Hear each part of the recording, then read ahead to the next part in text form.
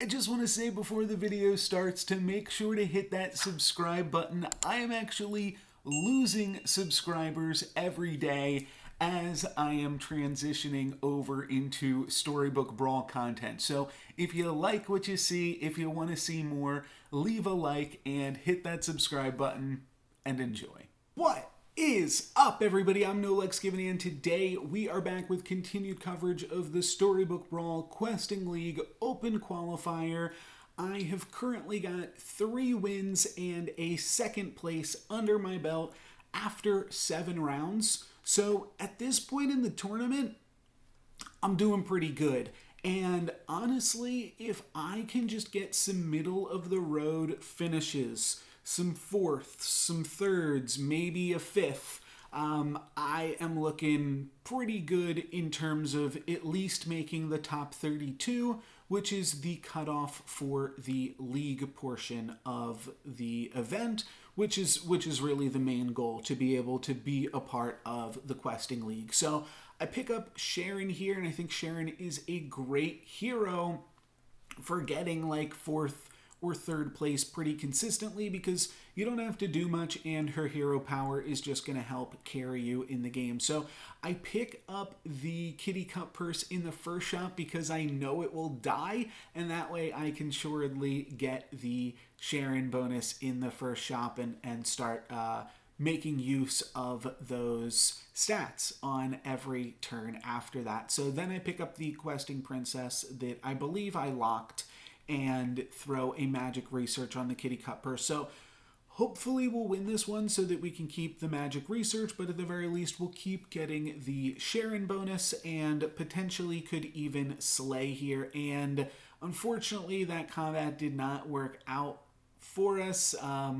We were actually 75% chance to tie that combat, either if we attack first or if my opponent attacks into our Kitty Cup purse. We tie in either of those scenarios, but we are still okay because we only take a little bit of damage and we're still growing our team for free. So at this point, we should be pretty powerful, and a Potion Master can also be powerful at this point in the game, but Potion Master has to choose between like growing their units or grabbing some spells. So we might see that they have like either one big unit or that they have just 4 units just like everybody else, at which point their board is not going to be too different from a Sharon board. Obviously buying a 1/1 here isn't super exciting. And it looks like my opponent did go the route of 1 large unit, and they're actually just going to barely survive. So 1 health there. Every point matters. If I had purchased the Black Cat or the 3 Blind Mice, we would have been able to tie and not take an additional 5 damage there. So that's a little bit annoying, but I do think that the Prince, I mean, it's a 1/1 for that 1 turn, but now every turn after that it gets to be a 5/5. So I do think that it was probably worth taking a little bit of damage there, but the trick is, like, we can't say that every turn. We can't say, oh, it was good to take damage this turn because we got the Sharon buff. It was good to take damage this turn because now our Frog Prince is flipped. Eventually you don't have any health points to work with, but I do think that that is the strength of Sharon in general, is to just be able to continually buff up your team and not have to spend any gold for it. And that eventually that winds up working out for you. Now, we're one of 3 players down to 29 health, and everybody else is basically on full health. So it's a little bit scary, and Earthquake isn't really going to do too much for us here just because of how things shook out. Their units are still going to be pretty good, but I think we will just win this one. Yeah, we'll definitely just win this one. And I don't think, there's no scenario where we are able to slay again. But we win, and we did get a slay. So now we've got 7 gold here. We can cast a 4 glory, which will pump up our Wizard's Familiar and give us a treasure, which could help us win the fight and win this 4 glory. So I do think that that is definitely worth considering. Basically, everybody lost a fight except for Grandmother on that previous round. I don't remember who had 37 health before that, but like one of the knighthood or the Miri might not have lost, but I think they probably both did. I don't know. It's tough to say because one person did have 37 health before that. And actually, I think it was the Miri, now that I think about it. Crown of Atlas is a pretty strong treasure, but mostly it's just strong on the current board and is going to just give us a bunch more stats with these Princess Peeps, and basically everything that isn't Questing Princess is an animal. And then I see a pair of, or a triple of Wizards Familiars. That is pretty sweet as well. I don't really think that it's exactly what Sharon wants to do typically, but it is just a powerful unit, so that seems fine. Unfortunately, though, this Miri, even just with one upgraded wizard, is going to be a lot to handle here. It's the one upgraded wizard and then the 2 unicorns as well, really putting in some work. We are going to be able to take out their frog, but that's it. And then we're going to take another 6 damage, drop down to 23, and we're third from last in the lobby. So actually not doing that terrible, but not doing that great either. I'm going to take the Jack's Jumping Beans because they are stats, and then I think I do... Right, oh yes, the Mad Mim is really good here because I've got the 2 Peeps, and then I think I should just buy this health spell because it's going to give the Wizard's Familiar +2/+2. That seems pretty good, and I guess because I just have 2 gold after that, I'll buy another Wizard's Familiar. I don't think it's super stellar, but I think that it is a fine pickup because it will be able to at least grow some for us here. And this is an awkward turn to figure out because I want my frontline units to die so that the Princess Peep can populate the board, but I need to weigh that between whatever dies first is going to get the Sharon bonus. So there is certainly a little bit to consider here, but I think that this is kind of a fine board position altogether.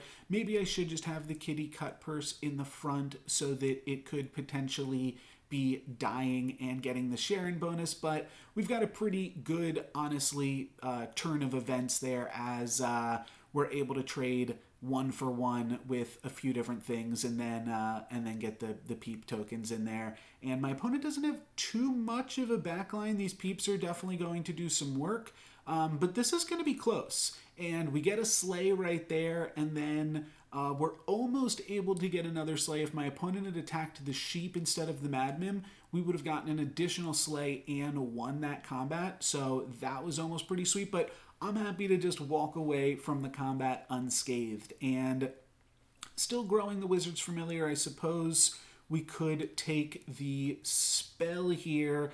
And I'm also looking at the Spell Weaver just because I have the Wizard's Familiar, so I want to be growing these spells. This is also kind of cute to see a pair of Puff Puffs. This is back when Puff Puff was a 6/6. They've since made it a 7/7, which just makes it a little bit more tempting to pick up, but not really that much more tempting. But it is cute that, again, similar to Sharon, it just kind of gives you stats that you don't have to pay for, that you don't have to upkeep. You just set it and forget it, and the stats do their thing. So I am going to go ahead and pick up the Spellweaver, and again, I think that's just because I have a Wizard's Familiar, so I'm like, okay, well, I think I want to be casting spells, so let's cast some spells here. Go for the Merlin's Test onto the Spellweaver. Just give that a little bit more attack, and I sell the Kitty Cut Purse to do it. One of the reasons I can sell the Kitty Cut Purse is because the Wizard's Familiar has actually outgrown the Kitty Cut Purse at this point, and the Ring of Meteors is actually pretty annoying for us here because it kills all of our sheep, but we've still got, I don't know, like we still have some pretty good units, and this combat is going okay for us, but that hit is really just incredible for my opponent. Let's see, yeah, the Spellweaver would have to do a lot more work than that, and unfortunately, we're not going to take out either of my opponent's upgraded minions. We're going to take a bunch more damage going down to 14. But this turn, we've got the opportunity to kill one of our competitors here. If we beat this Loki, then we are in 7th place. And one thing, too, that feels a lot different in tournament games compared to, oh, this is a good pickup here, a Court Wizard with 3 princes in the front row. I do like that. I do like that a lot. We'll probably want to find a way to buff the Court Wizard, but we want to cast some spells here anyways.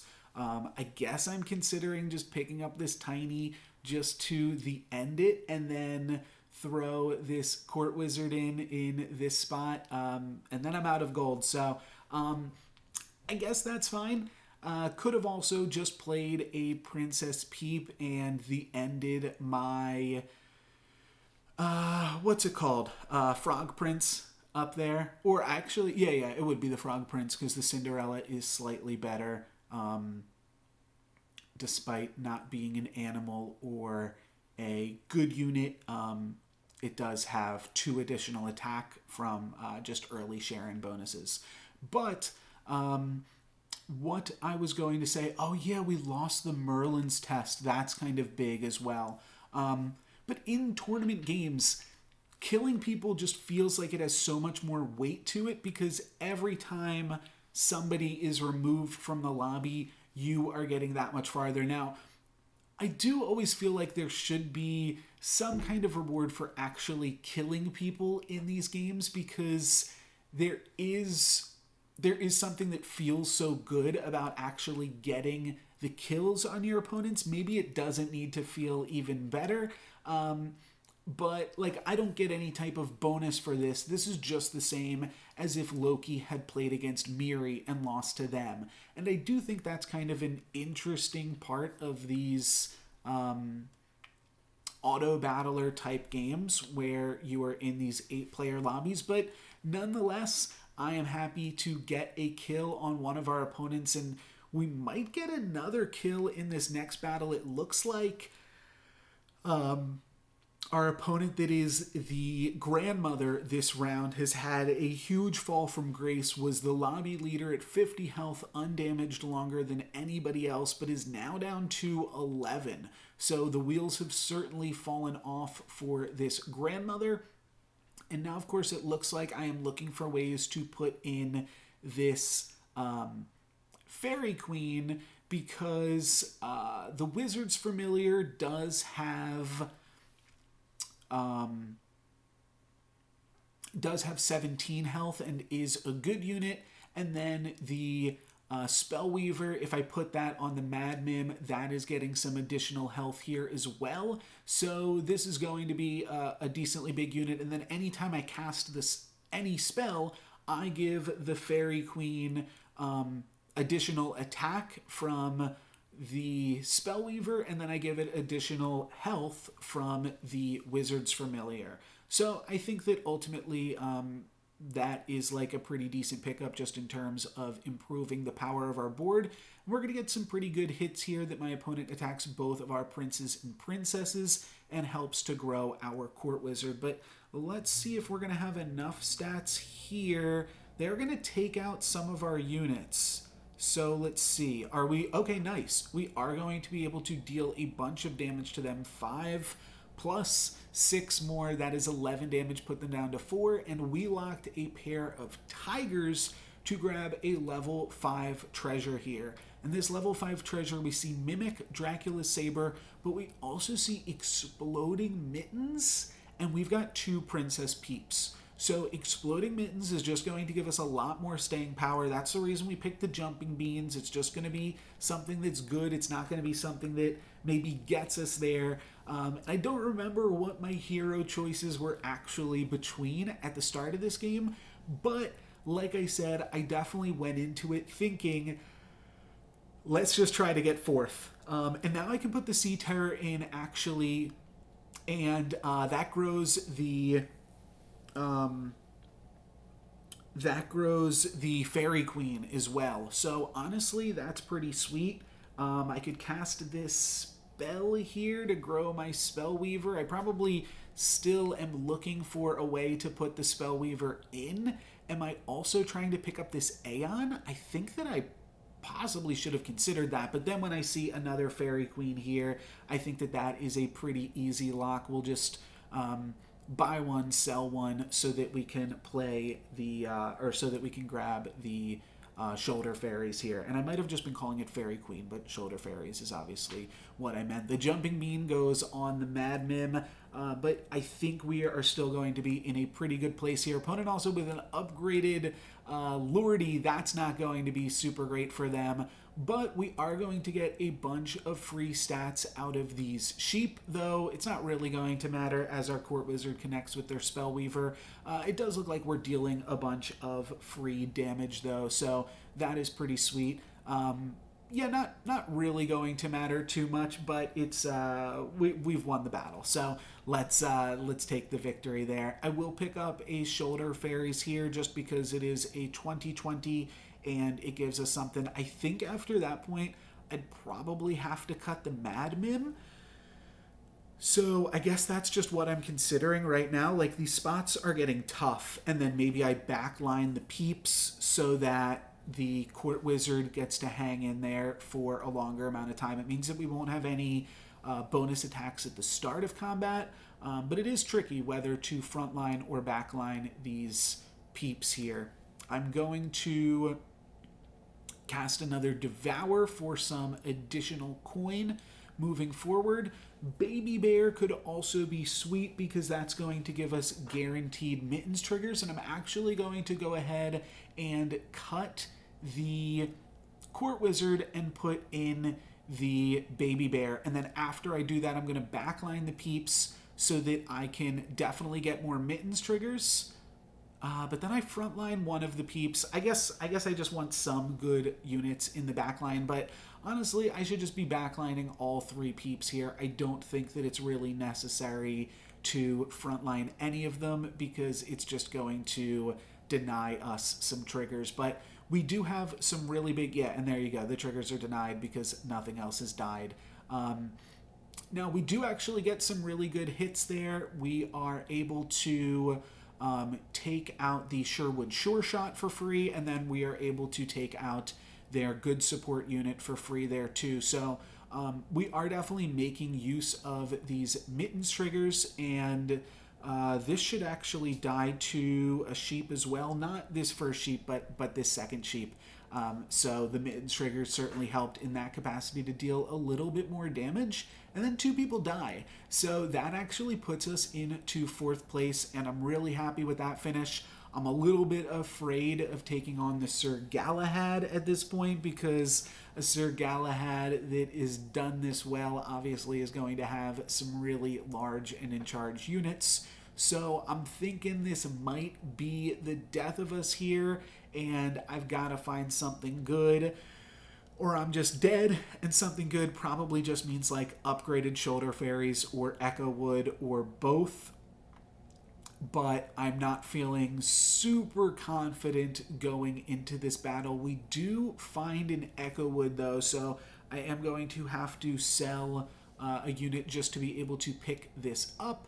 And then I could just buy like a Queen's Grace or something that's going to pump up the Peep and pump up the Wizard's Familiar. Again, I do think I really should just be backlining this Peep, so that way there is a chance that I will be able to spawn more things. Maybe you could frontline, put the Echo Wood first. Okay, and I am going to backline the Peep there eventually. So that's good. That'll give us a little bit more of a chance. And my opponent with the dwarves, they've got some big dwarves, and I do think dwarves are good on Galahad. They also have really good treasures for dwarves with the Tree of Life and the Ring of Meteors. That is also basically going to completely nullify my Exploding Mittens, and luckily the Exploding Mittens didn't trigger a whole bunch of times on the Angry, but this is still looking pretty terrible for us because all of this excess damage that we're doing with these Exploding Mittens just isn't going to amount to anything. We do have a really large Echo Wood, and we are able to take out the Bossy in the back line, but that's basically going to be it. We're going to take 12 damage here and drop down to 4, which honestly, okay. we'll take it. And now we're playing up against Potion Master, who also just lost to Miri. So this is really on us here. If we lose to Potion Master, then we probably deserve to get fourth, and if we beat Potion Master, then we deserve third, because that's how the lobby has shaken out here. So I think this is fine. I go ahead and throw some extra health on my Wizard's Familiar, because that is also going to put health on both of the Shoulder Fairies, and then going to put health on both of the or going to put health on the Echo Wood as well. Really interesting choice there to not take any Echo Woods and not take the Bearstein as well. And I think that that's probably a mistake. I think that I probably should have just grabbed those things, and I should be playing this Echo Wood here instead of the Princess Peep or the Baby Bear. Probably should just be instead of the Baby Bear, but it really isn't going to matter. My opponent just has so many units here that there's really nothing that we can do. Their board is absolutely huge. They Mix-a-Wazzled and Black Prismed their entire board to get a board full of 6-drops, some upgraded. So they have just a huge turn this turn, and they also pumped up everything because of the hero power, giving everything +2/+2. So we are unfortunately going to lose that one. And maybe we did get scammed a little bit. My opponent had a really powerful turn, and I actually have no clue what their board was supposed to be or how they wound up playing this one out. But honestly, to get a 4th place, and there is a break point between 4th place and 5th place in this tournament, so getting 4th place is a really big deal. The point scores go 1, 2, 3, 4 for 8th, 7th, 6th, 5th place, and then you get 6 points for a 4th place finish. So I think that this was a pretty good performance, and if I can just do 2 more 4ths, or like a 4th and a 5th, a 4th and a 6th, 2 more finishes like that will get me into the top 32. However, we do know that I wind up top 16ing this tournament, and that is because I am actually going to get an additional win. So that is coming up. I've got that video for you guys tomorrow. That is going to be my final win, and then the day after that I will show the last game of the event, which I also think is a pretty sweet one. So stay tuned for those. That's going to be it for me today, guys. New videos daily, 9:30 p.m. EST. But thank you very much for watching. That's going to be it for me today. Make sure to subscribe, though, and I am NoLucksGiven. Thanks for watching. Peace.